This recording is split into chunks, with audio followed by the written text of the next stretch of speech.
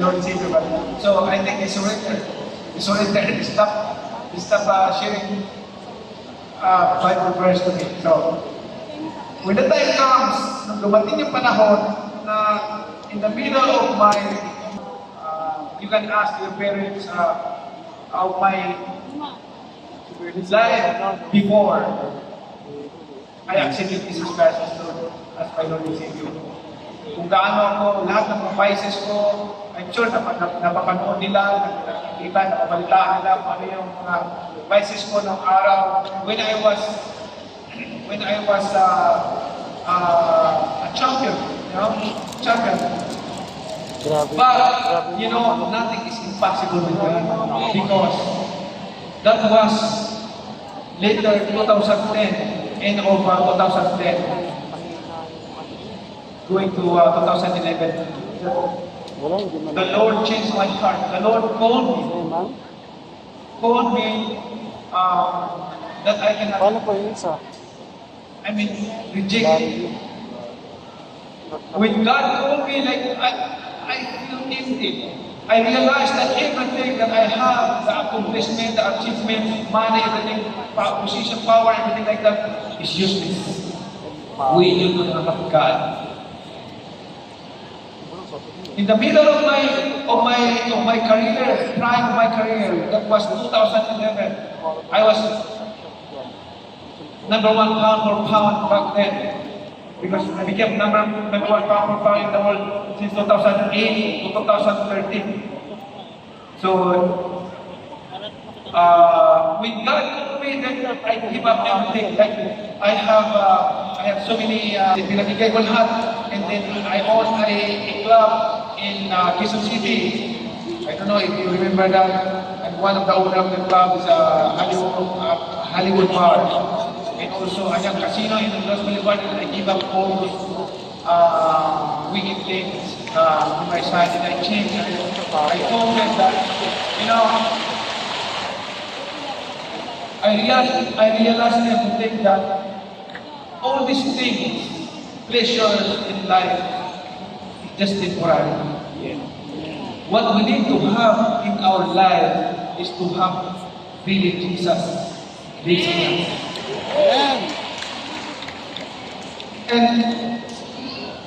And Jesus Christ told us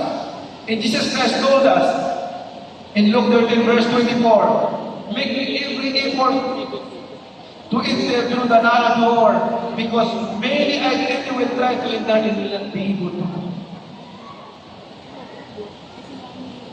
In Matthew 7 verse 13 to 14, enter through the narrow gate, for wide is the gate, and broad is the road that leads to destruction, and many enter through it. But small is the gate, and narrow the road that leads to life, and only a few find it. Kukunti lang daw yung nakasumpong doon sa katotohanan, doon sa maliligtas. And how many populations all over the world? We are 8 billion. And sabi ng Panginoon, kukunti lang, it's a few find it. So make sure that those few, we're one of those.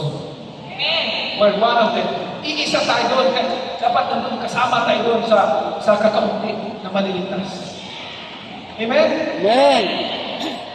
That's very important, brothers and sisters. And our topic today is in the book of Matthew 7, verse 21 and 23. It says, not everyone who says to me, Lord, Lord, will enter into the kingdom of God, but only the one who will not come.